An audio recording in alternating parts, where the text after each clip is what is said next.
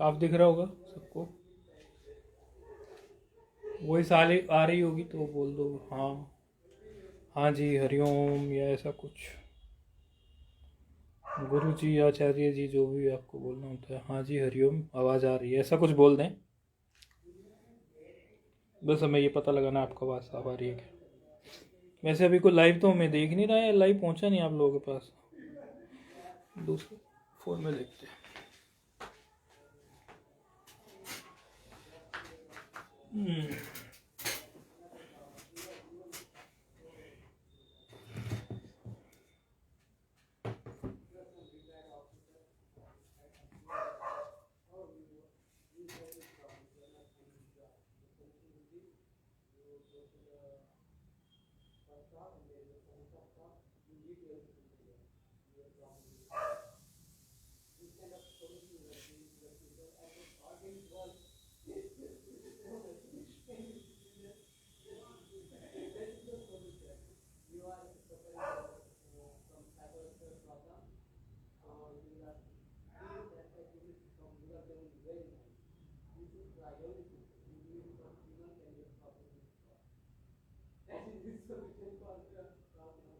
साफ दिख रहा होगा।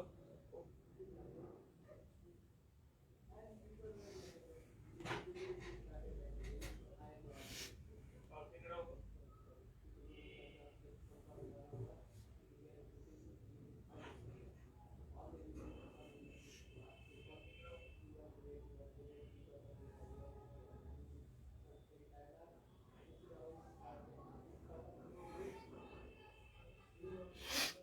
Who all are watching, they can say that they are hearing me properly and they can watch the live properly. जिनको ठीक ठाक दिख रहा है वो कह सकते हैं कि लाइव ठीक से आ रहा है। जिनको ठीक ठाक दिख रहा है वो कह सकते हैं कि लाइव ठीक से आ रहा है। If they are able to see properly, they can see, yeah, we are able to see properly and the voice is also clear for us. If they are able to see properly, they can see, yeah, we are able to see properly and the voice is also clear for us.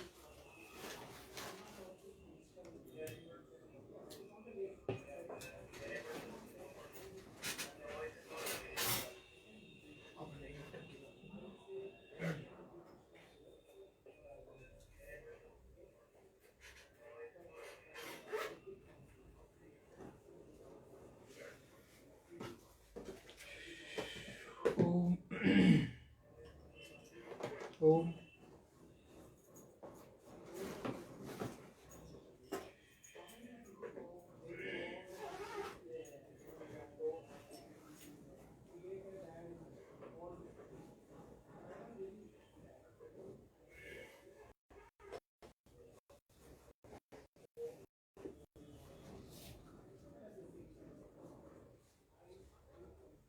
English में चल रहा है कि संस्कृत में चल रहा है?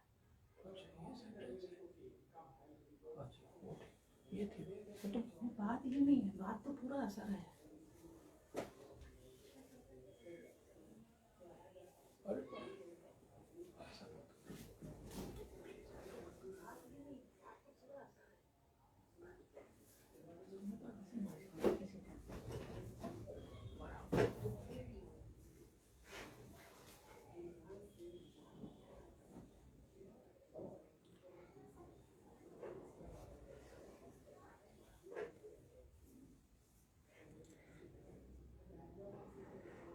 आवाज़ आ रही है क्या?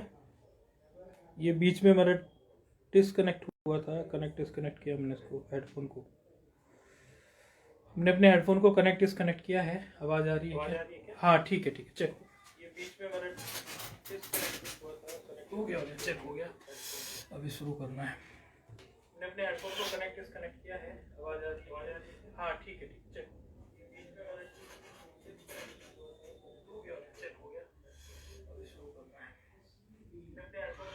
हरिः ओम।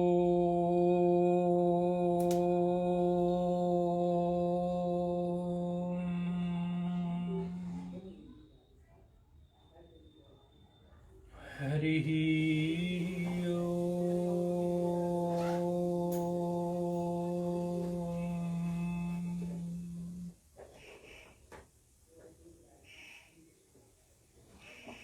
अखिलां ब्रह्म विचार सार परमां आद्यां जगत् व्यापिनी वीणा पुस्तक धारिणी विभयदां जाड्यन्धकारापहां हस्ते स्फाटिकमालिकां विदधतीं पद्मासने संस्थितां वन्दे तां परमेश्वरीं भगवतीं बुद्धिप्रदां शारदाम् येनाक्षरसमाम्नायो अधिगम्यो महेश्वरात् कृत्स्नं व्याकरणं प्रोक्तं तस्मै पाणिनये नमः। वाक्यकारं वररुचिं भाष्यकारं पतञ्जलिं पाणिनिं सूत्रकारं च प्रणतोऽस्मि मुनित्रयम्। नत्वा सरस्वतीं देवीं शुद्धां गुण्यां करोम्यहं पाणिनीये प्रवेशाय लघुसिद्धान्तकौमुदीम्। अ इ उं ऋ ऋक् ए ॐ ऐ औ छयवरट् लट् यमगणनं झबय घड़दश जबगड़दश खप चट चट तौ कपय शससर हल इति माहेश्वराणि सूत्राणि।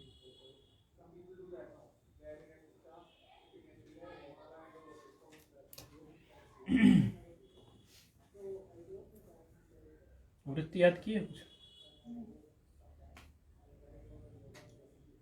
सुनाओ जरा। नारायण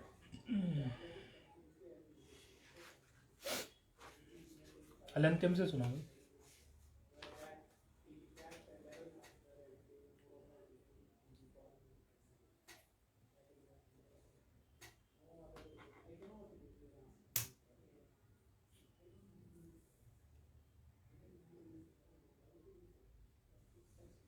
सुना रहे हैं? नहीं, मैंने याद नहीं। अच्छा अच्छा, मुझे लगा हूँ बोला तो याद की है, सुनाएंगे। नहीं? अच्छा ठीक है।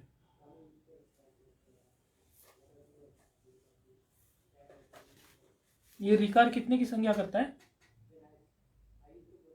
रिकार कितने की संज्ञा करता है?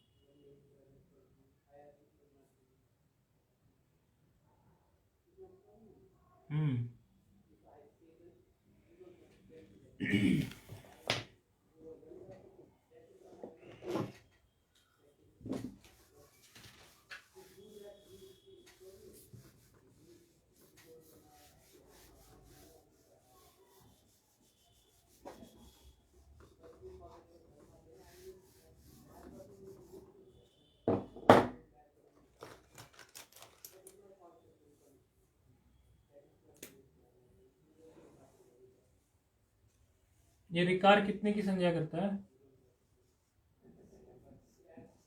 और रिकार कितने की करता है?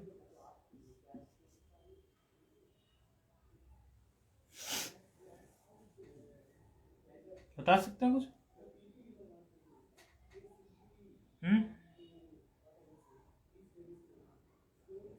नहीं बता सकते। चलो ठीक है। ये दोनों की संयुक्त संज्ञा की बात आगे आएगी। अभी ये रिकार और रिकार में रिकार की इन्होंने 12 संज्ञा दिखाई और रिकार की 18 संज्ञा इन्होंने दिखाई। आगे जाके इसमें थोड़ा परिवर्तन आएगा आगे के सूत्र में। और आयु के भेद बताए, 18 भेद। उनमें 18 भेद में उदात्त, अनुदात्त, स्वरित और बाकी के अनुनासिक, अननुनासिक और हर्ष, दीर्घ और प्लुत का भेद आया। तो ऐसे भेद करने से वो 18 भेद वाले हो गए। अ, इ, उ और रे। इस तरह तरह से। अब आगे सूत्र की शुरुआत हुई थी, तो अब वो सूत्र की शुरुआत हुई थी पहले, आज वो सूत्र लेते हैं, आज करते हैं ठीक से, उसको शुरू करते हैं उस सूत्र को। पहले जो शुरुआत हुई थी उसको ले लेते हैं।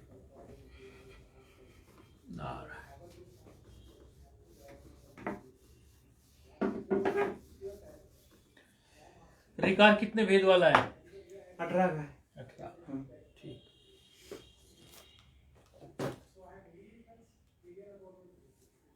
और रिकार?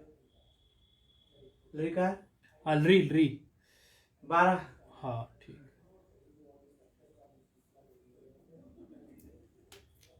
तो सूत्र आया था हमारा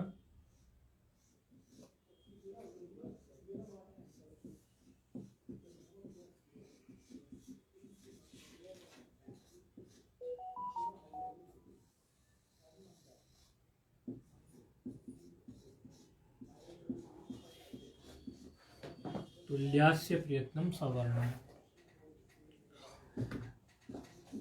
1 9 है ये, दोनों में प्रथमा विभक्ति है, और तुल्य का मतलब तो सामान्य रूप से सब जानते हैं, समान को ही तुल्य बोलते हैं। हास्य जो है, हास्य का मतलब होता है मुख।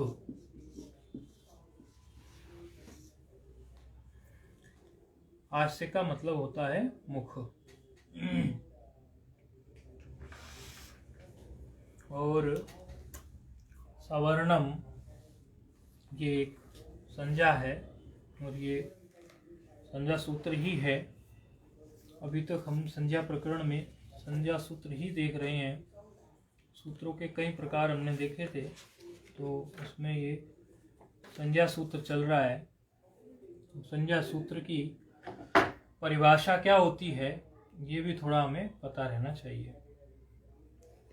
तो संज्ञा सूत्र की परिभाषा होती है शक्ति नियामकम सूत्रम संज्ञा सूत्रम। शक्ति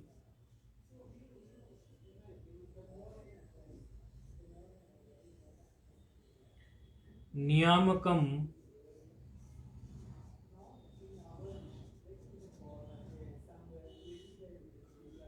सूत्रम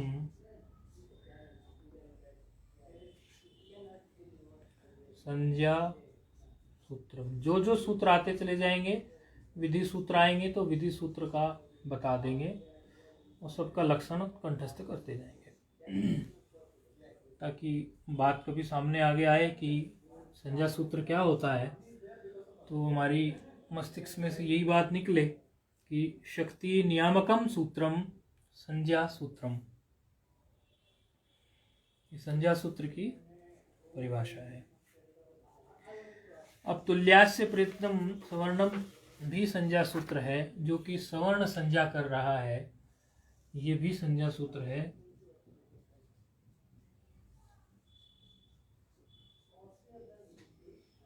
सवर्णम नाम की संज्ञा ये कर रहा है। तो सावर्णम, ये सवर्णम जो है किनको बोलते हैं, ये संज्ञा किसकी होगी, इसके बारे में फिर आगे वृत्ति इसकी मदद करती है। वृत्ति से हमें पता चलता है।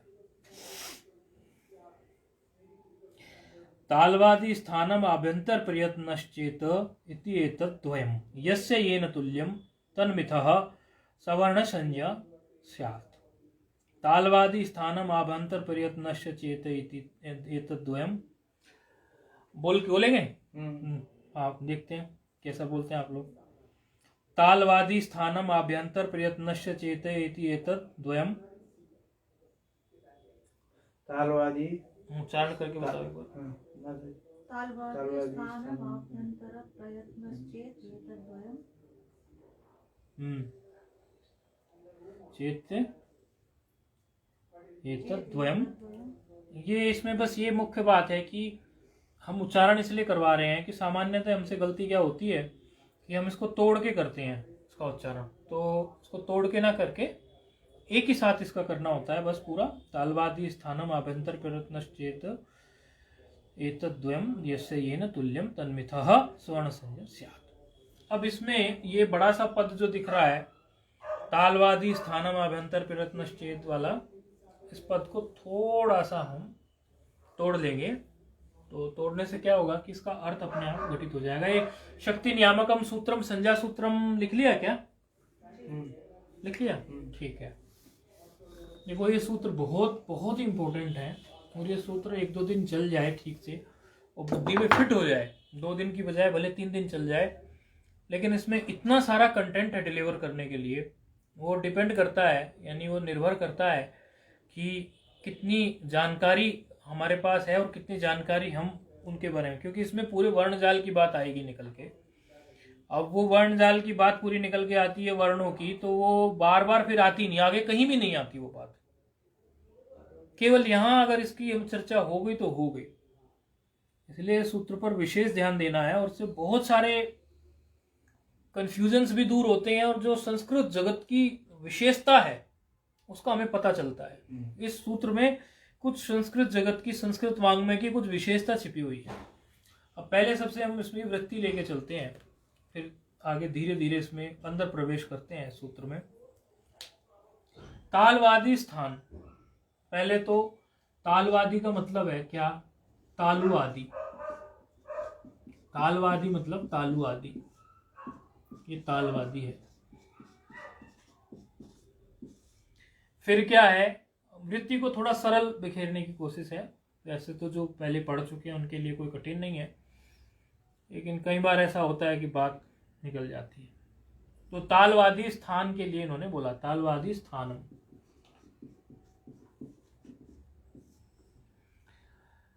एक तो तालवादी स्थानम, और दूसरा क्या है? आभ्यंतर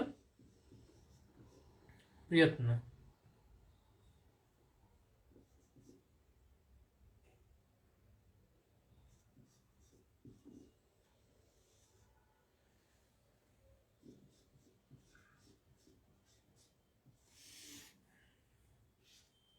आभ्यंतर प्रयत्न, ये दोनों जो है आभ्यंतर प्रयत्नश्च, इन दोनों की बात हो रही है। ये दोनों, नंबर 1 तालवादी स्थान, नंबर 2 ये बहुत मतलब लगती है साधारण सी बात, लेकिन इसमें अगर बुद्धि हम ठीक से प्रवेश न कराए तो गड़बड़ हो सकती है। तालवादी स्थान और आभ्यंतर प्रयत्न, ये जिन वर्णों के यस्य येन, जिसके, जिसके साथ, यस्य जिसके, येन, येन मतलब जिसके साथ, तुल्य हो, समान हो, तन्मितः, तन्मितः का मतलब है, मिथ का मतलब परस्पर, मिथ का मतलब परस्पर।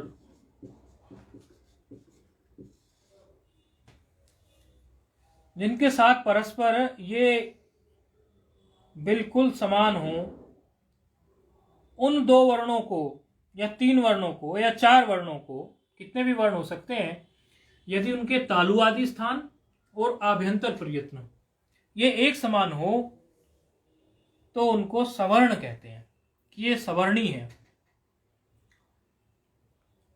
अच्छा, ये तालवादी जो स्थान है, इन स्थानों के बारे में आप लोगों ने सुना होगा, तो आप कुछ बताइए कि तालवादी स्थान का मतलब क्या है इसमें, कि तालवादी स्थान जो है ये कौन से स्थान है? कुछ आइडिया तो होगा ही।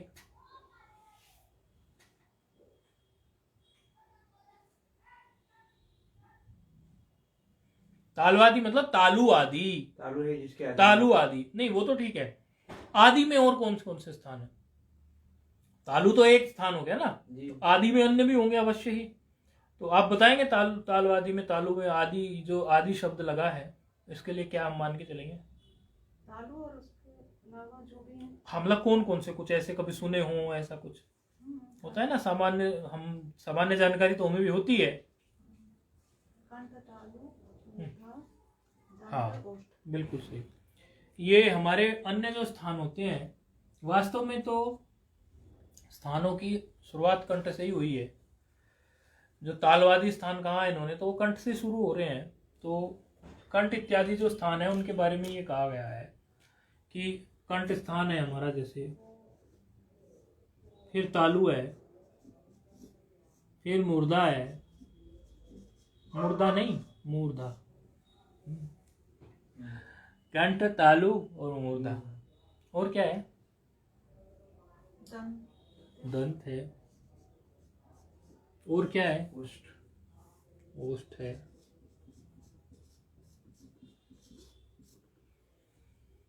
अच्छा, इन स्थानों की बात हुई। ये स्थान, अब दूसरा एक और शब्द आ गया। चलो ये स्थान तो आपको पता चल गए। दूसरा एक शब्द आ गया आभ्यंतर प्रयत्न। ये आभ्यंतर प्रयत्न क्या होता है भाई? या तो ये स्थान एक तो, और दूसरा जो है आभ्यंतर प्रयत्न। ये दोनों समान होने चाहिए, तभी उन 2 वर्णों को, 3 वर्णों को, 4 वर्णों को हम बोलेंगे कि ये सवर्णी है। तो आभ्यंतर प्रयत्न क्या होता है? अंदर से उच्चारित होने वाली जो वर्ण है। मतलब थोड़ा और बोलने की, बताने की कोशिश करें। बोल आप सही रहे हैं, व्यक्त उसको सही नहीं कर रहे हैं, मतलब आप समझ रहे हैं। थोड़ा व्यक्त करने का भी अभ्यास करना है ना। एक होते बाह्य और एक होते ठीक है, एक होते बाह्य, एक होते आभ्यंतर। ये है, ये इन्होंने जो है प्रयत्न की बात करी, वो आगे आ जाएगी। एक होते बाह्य, एक होते अभ्यंतर। प्रयत्न का मतलब आप लोगों को पता ही होगा, नहीं पता हो तो प्रयत्न का मतलब ये प्राउपसर्ग है, तो इसमें इसका मतलब है प्रकृष्ट।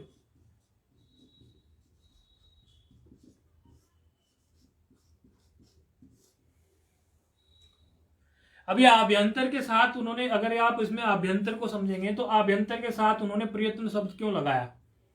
यत्न भी लगा सकते थे। प्रकृष्ट यत्न उसको कहने की कोशिश क्यों की गई? सामान्य यत्न भी कह सकते थे, है तो यत्न ही, यानी कोई प्रयास ही है, कोई यत्न ही है, तो वो सामान्य कह सकते थे। तो उसके लिए प्रकृष्ट शब्द क्यों जोड़ा?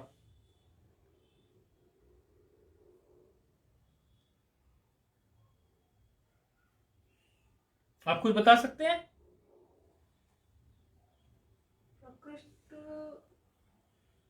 विशिष्ट से होगा शायद। हाँ, मतलब जा रहे हैं आप सही, थोड़ा और कोशिश करें। कोई भी शब्द को प्रकट करने के लिए नहीं, प्रकट से प्रकृष्ट नहीं लो। प्रकृष्ट का मतलब क्या होता है? मैं वो नहीं बोल रही, आभ्यंतर प्रयत्न जो है ये स्थान और आभ्यंतर प्रयत्न बताया ना किसी शब्द के। अब इस स्थान को छोड़ देते हैं, स्थान की बात हो चुकी। कंठ है, तालु है, मुर्दा है, वो सब स्थान है। देखो इसमें जो वैज्ञानिकता है आज हमें भाषा की, वो भी समझनी है। हम लोग संस्कृत पढ़ते हैं, लेकिन हम संस्कृत की जो गौरव है संस्कृत पढ़ने का, हम जो पढ़ रहे हैं उसके प्रति में गर्व होना चाहिए, और क्यों पढ़ रहे हैं और उसमें क्या विशेषता है, वो सारी बातें निकल के आएंगी इसी सूत्र से।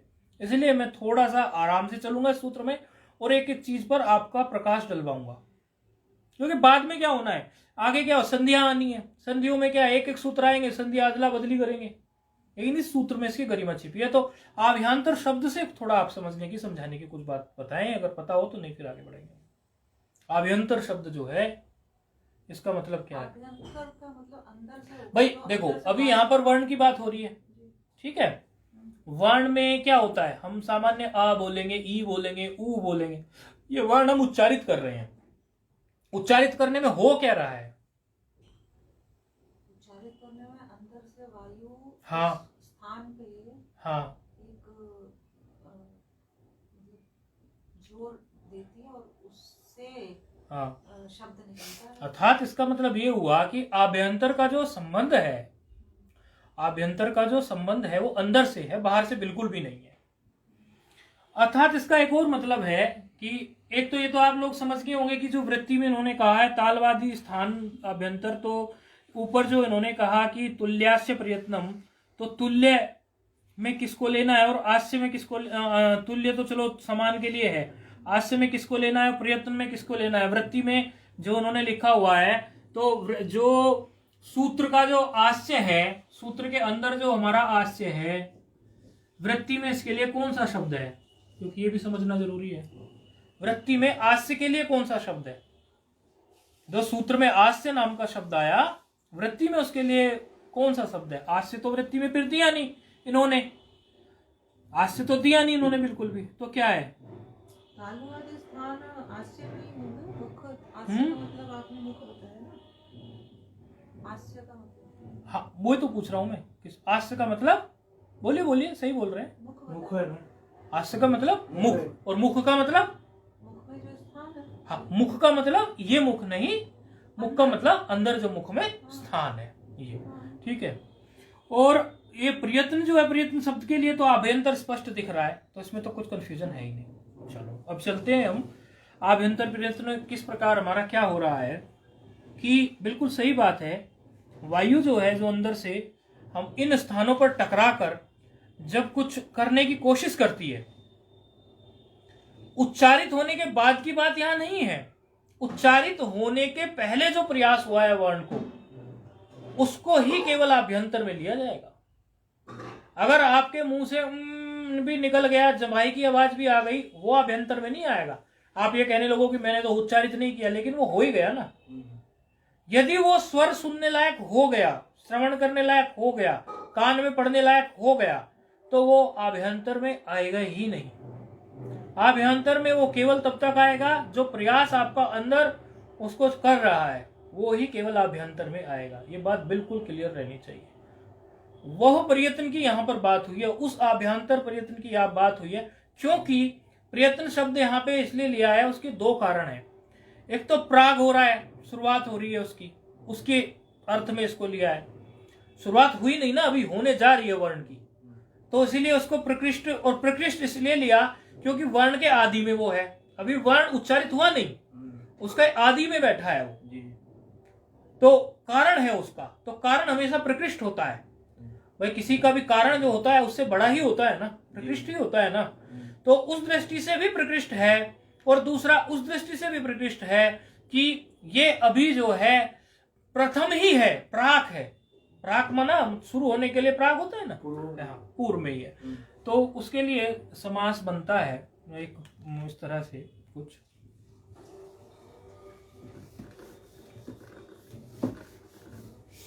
ये थोड़ा सा दिमाग में जमाने वाली चीजें हैं कि ये जो प्रयत्न है, इसको हम प्रयत्न ही क्यों कह रहे हैं।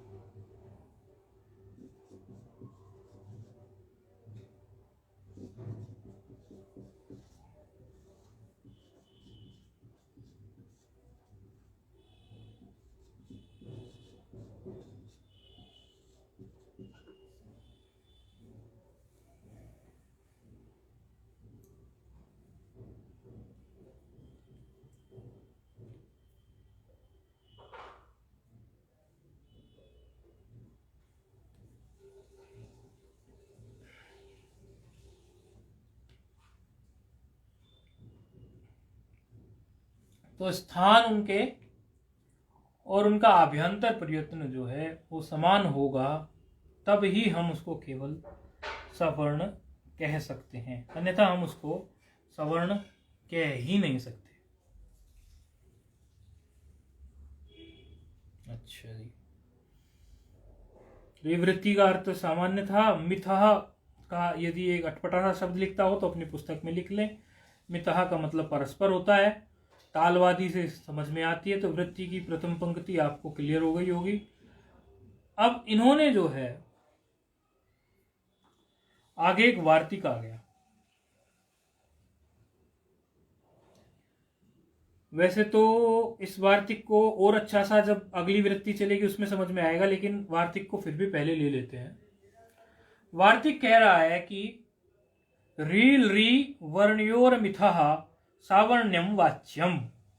रील री वर्णयोर मिथः सावर्ण्यम वाच्यम। इसका कहने का मतलब ये है, क्या मतलब है इसका कहने का, आप बताइए। आप नहीं, आप बताइए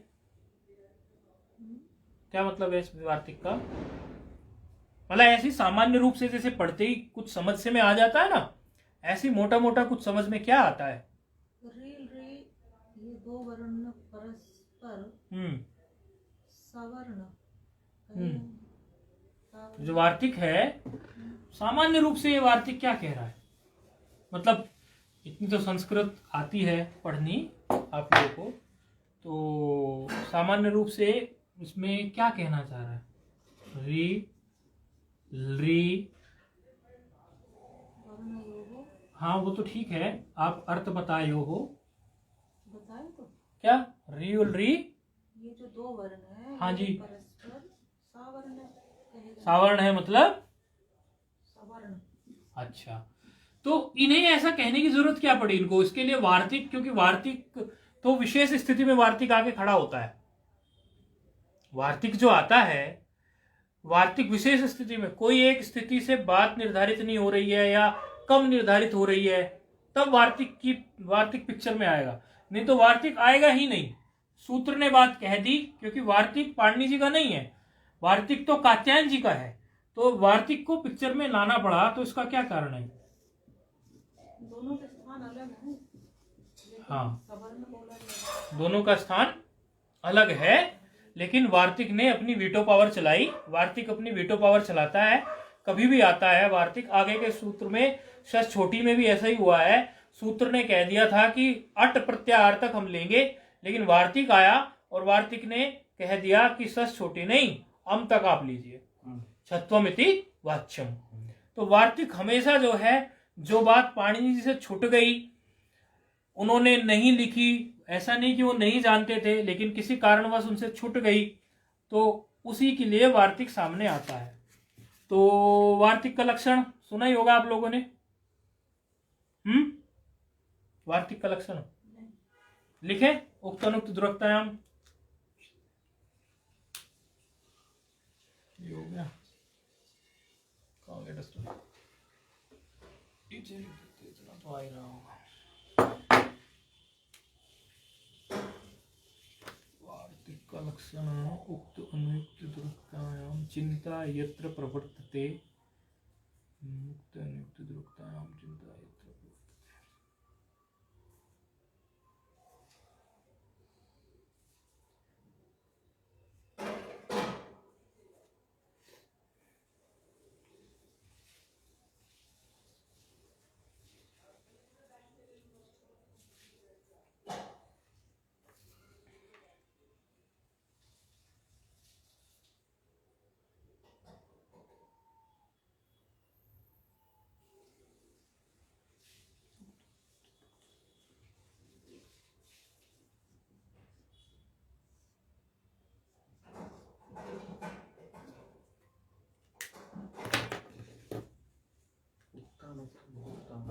इससे लिखेंगे, काले से वो सामने और अच्छा रहेगा, इस पे पेन बदल के लिखेंगे।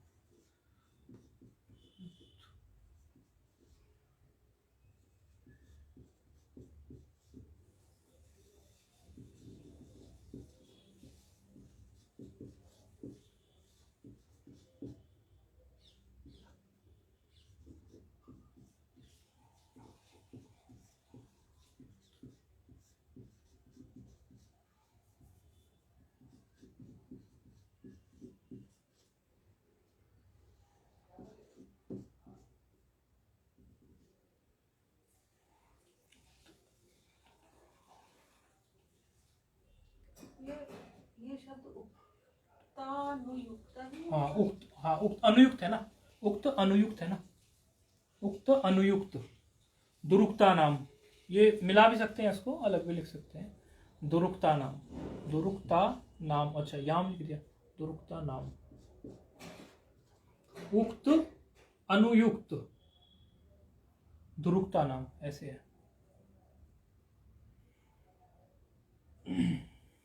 अनुयुक्त का यहाँ क्या मतलब होगा?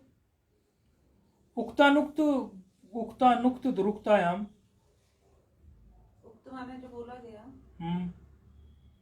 उक्तानुक्त दुरुक्ता नाम चिंता यत्र प्रवर्तते तम ग्रंथम, अभी बताता हूँ, तम ग्रंथम अब एक बार इसको उतार लो, क्योंकि कहीं कोई बिंदु बिंदु गलत ना हो। तम ग्रंथम वार्तिकम राहु वार्तिक चक्षुः।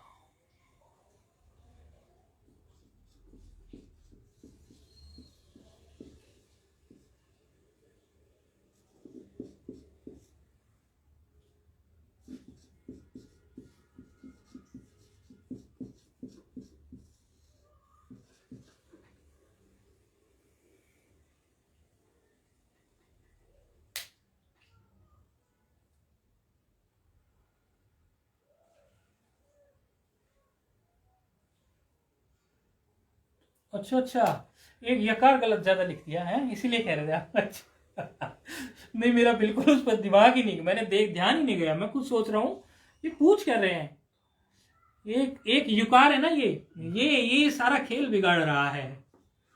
मैं खुद कहूँ कि ये क्या पूछ रहे हैं, ऐसी तो कुछ बात। उक्ता नुक्त, हाँ उक्त और अनुक्त, हाँ उक्त अनुक्त, हाँ ठीक है। कहे कहे कहा और जो नहीं कहा। हाँ। अब वो यकार जो लग गया था ना, वो यकार ने अर्थ ही अनर्थ कर दिया था। उससे मैं सोचा ये कैसे बन गया पद। अच्छा, दिमाग में है लेकिन लिखने में गलत कर दिया।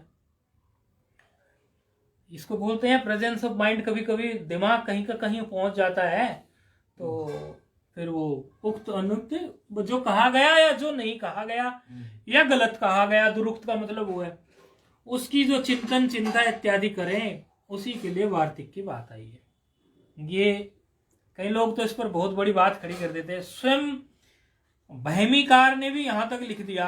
देखते हैं, देखो सबकी अपनी अपनी एक मान्यता, कल्पना, विचार होता है। स्वयं बहमीकार ने भी यहां तक लिख दिया कि न ही सर्व, मतलब पाणिनि जी जो है, जरूरी नहीं है कि एक व्यक्ति ही सारी बात जानता हो। हालांकि कई बार ये बात गलत सिद्ध हुई है कि जो वार्तिक में बात कही गई है वो बात भी कहीं ना कहीं पहले कहीं कही गई है, ऐसी गई। लेकिन वो अपना अपना न्याय होता है कहने का। वो तो कहते हैं कि न ही सर्व जानाति, मतलब सब लोग सारी बातें नहीं जान सकते।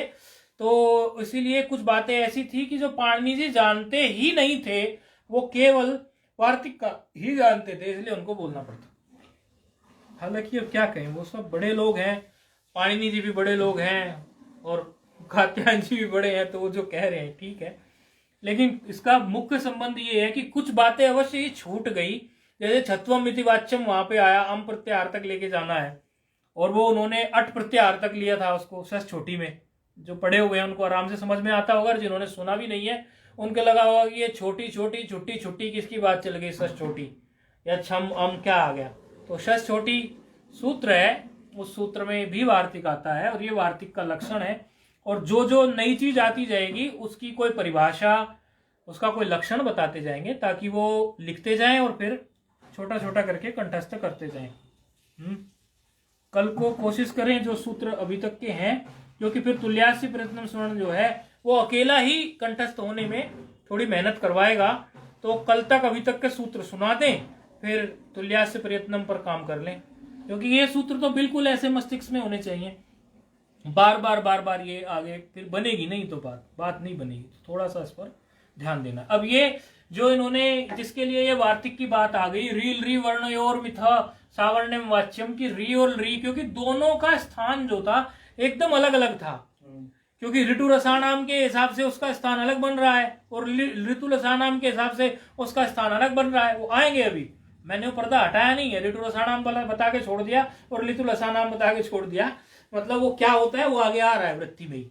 तो इन दोनों का स्थान अलग बन रहा है, लेकिन वार्तिककार ने अपनी वीटो पावर का प्रयोग करके कह दिया कि नहीं पाणिनि जी, आपको इनको भी, कहीं कहीं वीटो पावर चलती है ना, इनको भी आपको मानना पड़ेगा, ये भी इसी में होना चाहिए।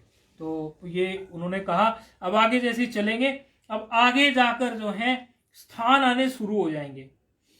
अच्छा, आज आपको हम मजेदार बात ये बताएंगे। जो मजेदार बात है वो ये है कि स्थान तो बताएंगे ही, और उसका थोड़ा थोड़ा सा बैठे बैठे प्रैक्टिकल भी करेंगे स्थानों का। क्योंकि हमने पहले तो शुरू में तो इस बात का चिंतन किया नहीं था, जब हमारे गुरुजी ने हमें पढ़ाया था, बिल्कुल। क्योंकि हमने उनसे ये बोला कि इनका प्रैक्टिकल कैसे करें, तो गुरुजी बोले पाणिनि जी ने बोला है आपको वो बात माननी है। मैंने कहा वो तो बात हम मान रहे हैं, पाणिनि जी का शास्त्र पढ़ रहे हैं तो उनकी बात हम मानेंगे, लेकिन कोई भी चीज अवैज्ञानिक नहीं हो सकती, ऋषियों ने बड़े शोध से लिखी है, तो उसका प्रैक्टिकल भी जरूर होता होगा, तो आप हमें कुछ प्रैक्टिकल बताइए। तो अब वो स्वामी जी को बताना नहीं था या क्या था हमें नहीं पता, या वो उस विषय पर चिंतन नहीं किया हुआ था उनका, लेकिन हम लोग इसका थोड़ा सा चिंतन कर लेंगे। जैसे सबसे पहले हमारी वृत्ति की जो पंक्ति है वो क्या कह रही है, उच्चारण भी करेंगे, अकुह विसर्जनीयानाम कंठः, अकुह विसर्जनाम कंठः। अब देखेंगे इसको ये क्या कह रही है पंक्ति, और इस पंक्ति को फील भी करेंगे, मतलब महसूस करेंगे इस पंक्ति को, ऐसा नहीं करेंगे कि बढ़ जाएंगे, मतलब कोशिश करेंगे थोड़ा उसको पकड़ने की, ताकि जो है आप लोगों के अंदर एक आत्मविश्वास ही आ जाए कि ये जो है, इस पंक्ति में शायद आत्मविश्वास ना भी आए तो अगली में आ जाएगा, क्योंकि इसमें थोड़ा सा समझ लो कि शांत सा बैठ के इसमें जल्दी पता चलता है इसका, तो थोड़ी देर शांत बैठते हैं और ठीक से ऑब्जर्व करते हैं तब पता चल जाता है। लेकिन है ऐसा मैंने देखा है और आपको भी महसूस होगा, ऐसा नहीं है मैंने ही महसूस किया, आप लोग भी महसूस करेंगे। ये कहना चाह रहे हैं इसमें, इस वृत्ति की पंक्ति में कि अकार और कु का मतलब पूरा जो कवर्ग है, क ख ग, आगे क्या आता है इसमें, क ख ग घ, क ख ग घ म। अच्छा, और ये हकार की बात भी आ गई। फिर और क्या आ गया, हो गया पूरा ये, विसर्जनीय भी तो है भाई महाराज, विसर्ग भी तो है, इसको तो भूल ही नहीं सकते हम। ये सब जो है कंठ से उच्चारित होते हैं, उच्चारित नहीं, इनका स्थान कंठ है, क्योंकि अभी स्थान की बात चल रही है ना हमारी। तालवादी जो स्थानों की बात हुई थी, वो तालवादी की अभी वृत्तिकार जो हैं तालवादी की ही व्याख्या में आ गए हैं।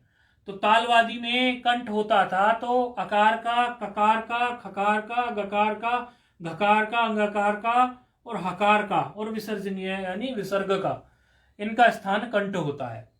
इसका क्या है, सामान्य रूप से पता सा नहीं चल रहा होगा, क्योंकि कंठ से तो बोले सभी आते हैं। कंठ की आपने बात करके कौन सा प्रैक्टिकल करा दिया, तो इसके प्रैक्टिकल का अगली पंक्ति से प्रैक्टिकल हो जाएगा। वृत्ति बड़ी आसान है, इसमें कुछ और व्याख्या करने जैसा ज्यादा नहीं है। बाकी शास्त्रार्थ तो हर चीज में बहुत होते हैं, अगर सूत्र की टाइमिंग ठीक रही तो जितना हो सकेगा उतना प्रवेश कराएंगे गंभीर शास्त्रार्थ का भी पहले। लेकिन सूत्र के कई चरण है, एक चरण है कि उसको सामान्य रूप से सरलीकरण से समझाए, दूसरे चरण में उसमें फिर और वो डाली जाए, कठिनता भले आ जाए। पहले चरण में तो इतना समझ लीजिए, अकार, ककार, खकार, गकार, गकार, ये कवर्ग और हकार और विसर्ग ये सब कंठ से बोले जाते हैं। अब अगली पंक्ति हम जब देखेंगे इसमें थोड़ा सा आपको अनुभव होगा, थोड़ा सा क्या आप ठीक से कर लेंगे।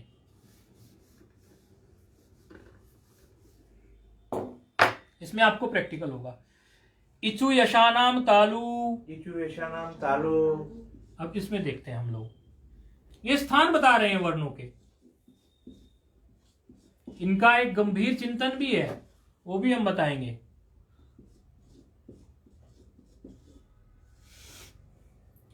इचु मतलब इकार, फिर वही चू से च वर्ग, च, छ, ज, झ, फिर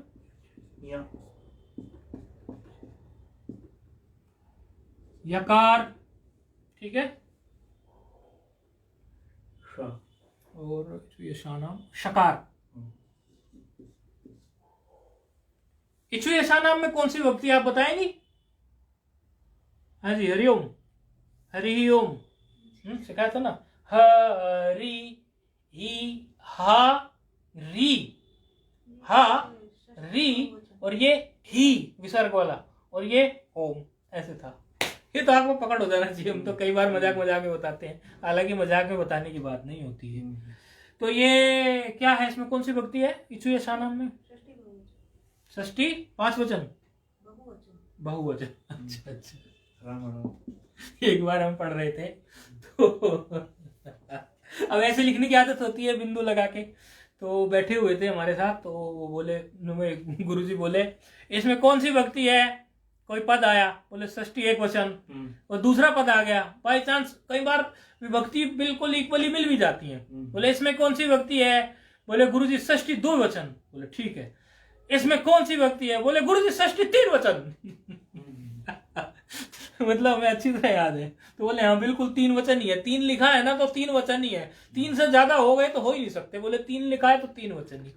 तो ये षष्ठी बहुवचन है। तो इसमें क्या है, आप देखो, अभी महसूस करो इसको, ये तालु है। आप लोग जो हैं सब, मतलब इतनी उम्र के तो हैं ही कि आपके अपने जीवन के कुछ अनुभव भी हैं, बिल्कुल बालक तो है नहीं, तो आप लोगों को अवश्य ही ये पता होगा कि तालु किसको कहते हैं। आपको बताना पड़ेगा, पेन घुमाने से काम ना चलेगा, बताना पड़ेगा।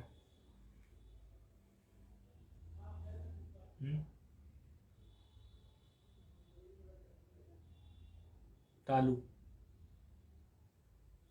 आपको पता है इस सूत्र का आप लोग विश्वास करना इस बात का, और कई लोगों को मैं इसका अनुभव मतलब बताया है, साधना किया है उन लोगों ने। आप भी भविष्य में समझो, आपकी जब अष्टाध्यायी निबट जाए, सब हो जाए, एक समय होता है ना, व्यक्ति एकांत में बैठ के साधना करता है, सही। जीवन में समय आता है, उस समय कौन सी साधनाएं कैसे क्या है, आप अपने शरीर में ही सब महसूस कर लेंगे।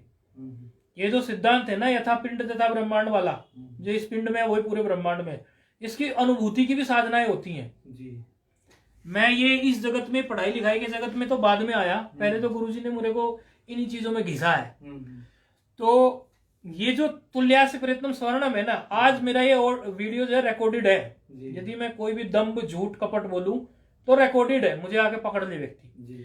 ये तुल्यास्य प्रयत्नम स्वर्णम है ना, इससे साधना कैसे की जा सकती है ना, मैं वो बता सकता हूं। और वो साधना किन्होंने की भी है, जिन्होंने, इस सूत्र से ही, इससे बाहर नहीं निकालूंगा, तुल्यास्य प्रयत्नम स्वर्णम सूत्र के अंदर अंदर ही घुमा दूंगा, और इसी से आपको पता चल जाएगा कि आखिर हो क्या रहा है अंदर। बहुत गंभीर बात है इसमें, लेकिन वो एक ऐसा गंभीर विषय है कि पहले तुल्यास्य प्रयत्नम स्वर्णम सामान्य रूप से समझ में आना चाहिए, फिर उसका चिंतन होना चाहिए, फिर एकांत में बैठ के वो करना चाहिए। क्योंकि वो ऐसे नहीं है कि वो किताबी ज्ञान नहीं है, सिर्फ वो किताब की में जो ज्ञान है उसकी अनुभूति है, शब्द का अर्थ है वो। तो इसीलिए मैं पूछ रहा हूं अभी आप लोगों से, अगर स्थान ही क्लियर नहीं होंगे हमें तो बात नहीं बनेगी। तालु हमारे शरीर में होता कहाँ है? ये जो दंत पंक्ति है, ठीक है, कहाँ से? दंत जो पंक्ति से थोड़ा सा अंदर की तरफ। हाँ, मोटी भाषा में ऐसा समझे, बिल्कुल एग्जैक्टली 100% नहीं बताया जा सकता कि 100% ही समझो, जहां से आपके ये दांत शुरू हो रहे हैं, चमड़ी भाग है जो भाई, त्वचा भाग है ना जिसमें चिपके पड़े हैं, इसमें आप ऊपर अपनी जीभ टिका दो, हाँ टिक जाती ना, अपने आप चली जाती वो। और गजब की बात आप लोगों को बताऊं मैं, क्योंकि अब ये जिक्र चल पड़ा तालु का, जिन बच्चों की मेमोरी पावर डाउन हो ना, मेमोरी पावर, उनको दिन में 2-2 मिनट, 1-1 मिनट तालु में जीभ लगाने का अभ्यास करना चाहिए। और बताऊं बात, इसके प्रैक्टिकल मैंने स्कूल में बच्चों को करवाए हैं। स्कूल में बच्चों को छोटे छोटे श्लोक रटवाते थे, जाते थे हम तो, हमारी विद्या फिर ध्यान ही नहीं दिया हमने उस चीज पर, गुरुजी ने जो हमें दी थी, फिर हम किसी और क्षेत्र में उतर आए, तो छोटे छोटे श्लोक याद नहीं होते थे बच्चों को। तो हम क्या करते थे, उसकी पद्धति क्या थी, जैसे हम यहाँ बैठे हैं, आपकी तालु में जीभ लगा दी और आप लोगों को बोला आप सिर्फ श्रवण करो, सुनो, और मैं 5 बार उस श्लोक को उच्चारित करूंगा, आपको वो श्लोक कंठस्थ होगा, वो श्लोक कंठस्थ होगा। ये तालु का इतना महत्व है। और बताता हूं, शास्त्र से प्रमाण देता हूं, ये बात तो आपको लगेगी पता नहीं है, ये शास्त्र की ही बात है, लेकिन मुझे याद नहीं है किस शास्त्र में। मैं श्री योग वासिष्ठ से लेता हूं तालु का एक बढ़िया एग्जाम्पल। देखो, पढ़ हम जरूर व्याकरण रहे हैं, लेकिन हमारा उद्देश्य सिर्फ व्याकरण पढ़ना नहीं है, ये बात हमने पहली कक्षा में बोल दी थी। हमारा उद्देश्य है व्याकरण के माध्यम से साधना करना, हम साधना करने के लिए बैठे यहाँ पर। श्री योग वासिष्ठ से मैं बताता हूं तालु का उदाहरण। अगर किसी ने श्री योग वासिष्ठ पढ़ी हो तो, अगर नहीं पढ़ी तो सुन ले। वहां पर एक प्रसंग आता है, वो प्रसंग ये आता है कि वासिष्ठ जी जो है श्री राम जी को उपदेश कर रहे हैं, है ही वो श्री योग वासिष्ठ का तो मतलब ही यही है, उसमें वासिष्ठ जी राम जी को उपदेश करते हैं। वासिष्ठ जी जो राम जी को उपदेश कर रहे हैं, उस उपदेश में उन्होंने एक कथा सुनाई।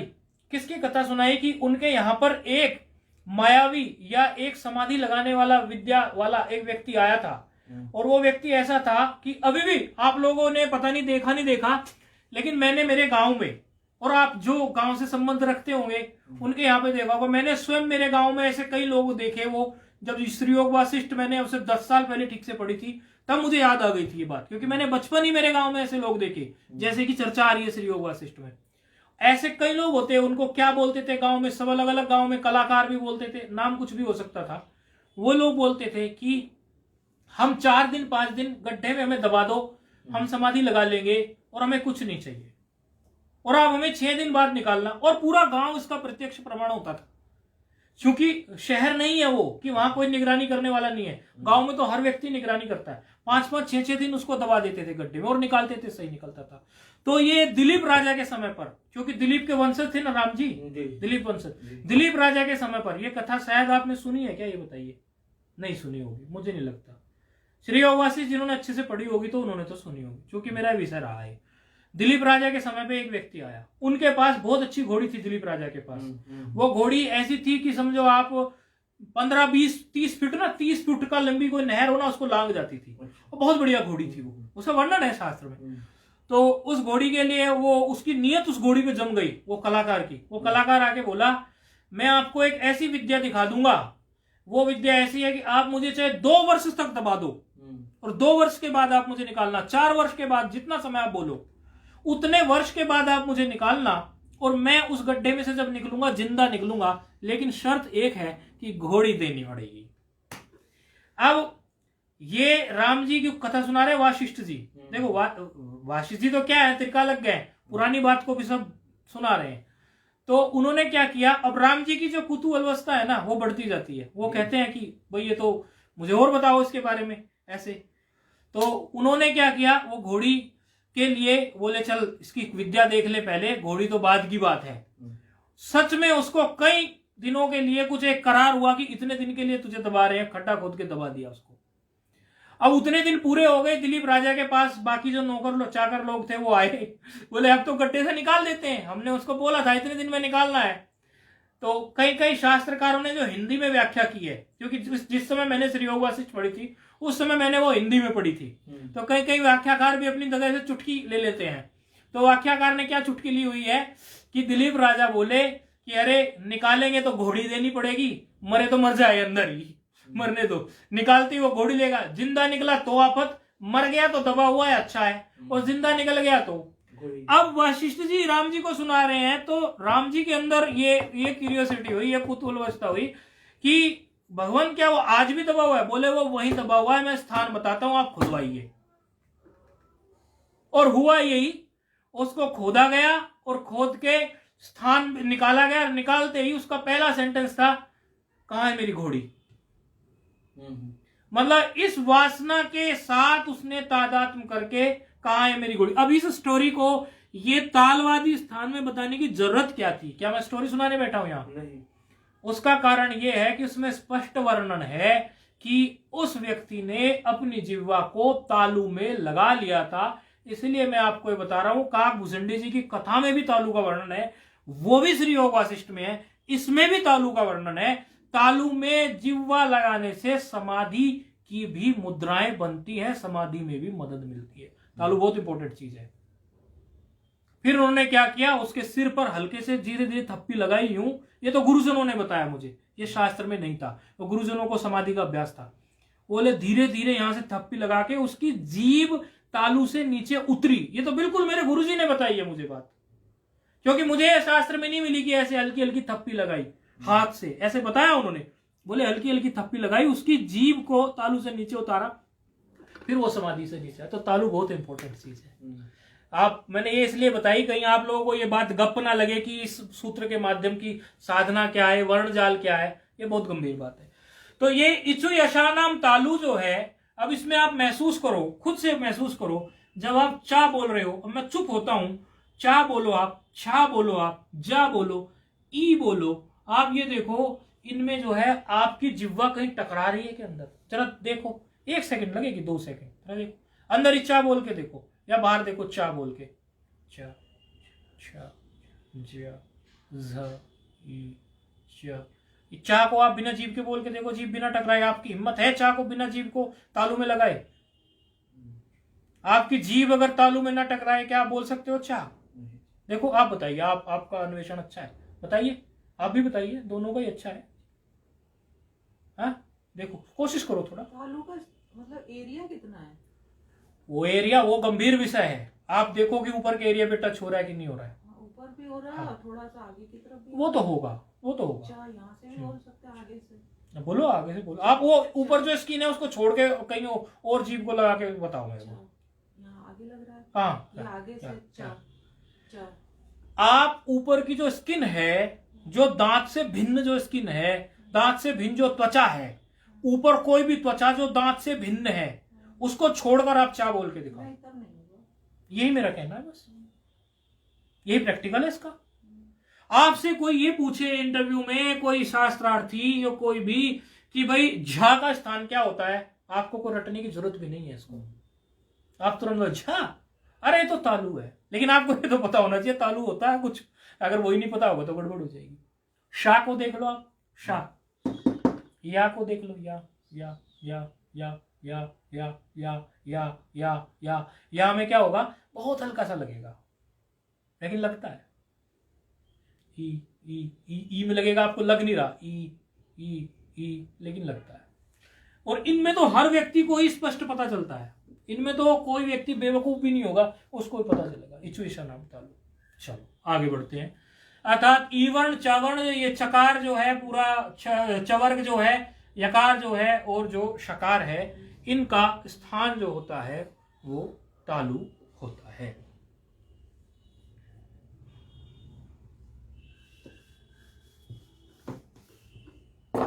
आगे क्या है? हाँ, इसमें बहुत अच्छा महसूस होगा ऋतु।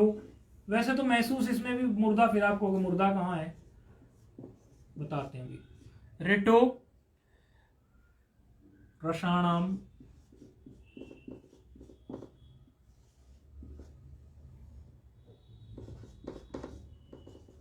मूर्धा, री टी ठ, ऋतु मतलब रिकार, टवर्ग पूरा, टाठा टाढ़ा पूरा टवर्ग, रवर्ग, रवर्ग नहीं, रेफ खाली। अच्छा, जैसे हम ये बोलते हैं ना, ए अकार इकार उकार ककार खकार गकार गकार, ये सब हम बोल सकते हैं अकार लगा के। लेकिन जब रा आ जाता है तो उसको रकार बोलने की बजाय हम लोग व्याकरण में रेफ बोलते हैं। तो थोड़ा ये सावधानी का अभ्यास हम करेंगे। इसका स्थान है मुर्दा।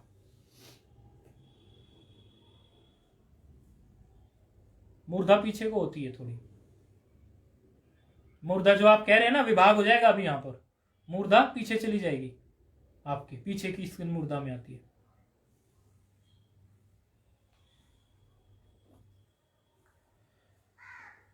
इसमें अगले वाले में आपको बिल्कुल महसूस होगा, आप चाहे तो प्रैक्टिस करके देखो उसकी। अगले वाले जो आ रहा है अभी, अगली पंक्ति जो आ रही है, ऋतु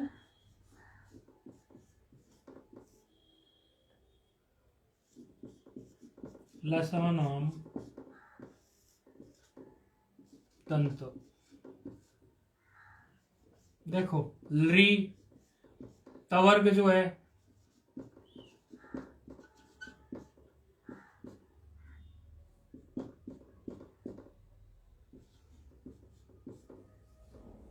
देखना तवर्ग को बोल के, ता था द ध, देखना दांत का कुछ प्रयास लग रहा है क्या?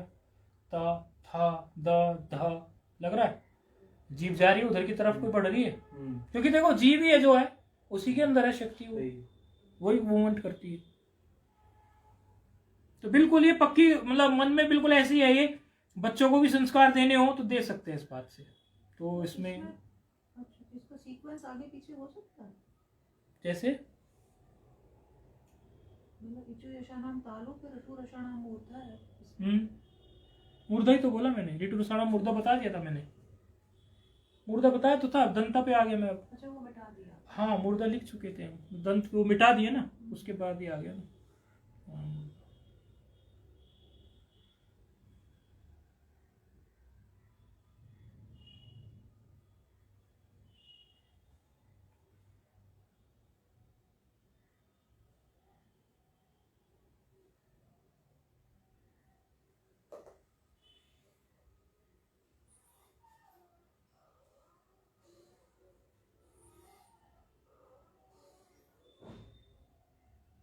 अगली वृत्ति, ये तो उतार ही लिया तो ये हर वक्त हमारे मस्तिष्क में होना भी चाहिए वैसे, लेकिन अगर नहीं भी हो तो थोड़ा सा अनुमान, वैसे तो वृत्ति ही याद होनी चाहिए इसकी। अगला है उपु पद्य उपपद्मानी।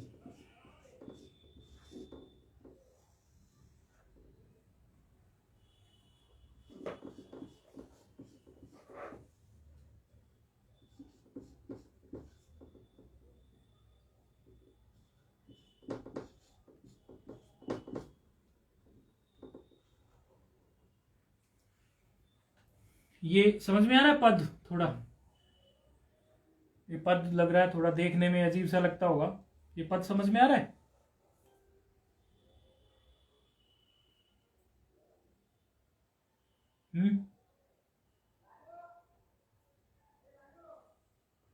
कुछ समझ में आ रहा है? तोड़ू इसको?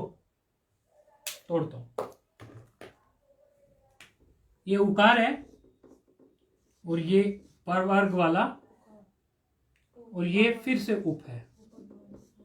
ठीक है, इस तरह से। बस बाकी तो आगे विभक्ति का खेल है, या नाम तो, और आगे ओष्ठो है, ओष्ठो।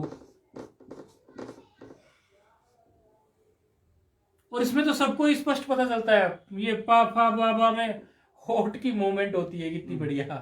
पा फा बा भा, बिल्कुल होठ चलते हैं, बराबर चलते हैं।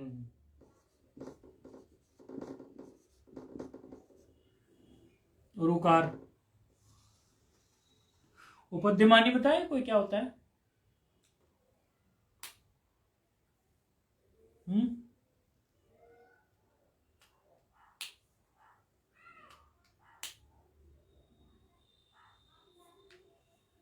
उपद्यमानी सुना है कभी किसी ने? एकदम नई सी बात आ गई है तो यहाँ गंगा किनारे ऋषिकेश में। उपद्यमानी, उपद्मानी, उपद्य नहीं, उपद्मानी। सम्मान्य, सम्मान्य शब्द सुना है। सम्मान्य, सम्मान्य, सम्मान्य। अच्छा, उपद्मान्य सुना नहीं। नहीं, लघु में तो आया ही है। नहीं भी सुना होगा तो लघु में तो आ गया। लघु में तो सुना ही होगा। लोक व्यवहार में तो चलो नहीं सुना है, ये लोक व्यवहार का शब्द भी नहीं है, लेकिन वैसे तो सुना होगा। भाई देखो, हर एक में हम वृत्ति को तोड़ रहे हैं। ई चू या शा नाम ऐसे तालु।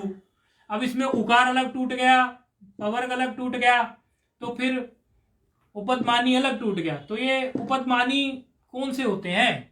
सुना है क्या कभी? बस इतना प्रश्न है लघु का, क्योंकि चिंतन चलता ही रहता है सबका, कुछ ना कुछ किसी ना किसी तरीके से, तो बातें सुनने में आती रहती हैं।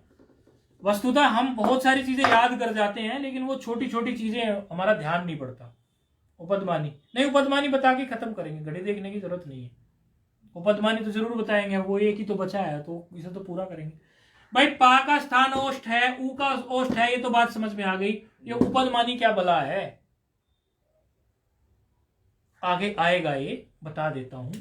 अच से तो परे हो, यानी अच के बाद हो, कोई भी अच वर्ण के बाद, ठीक है।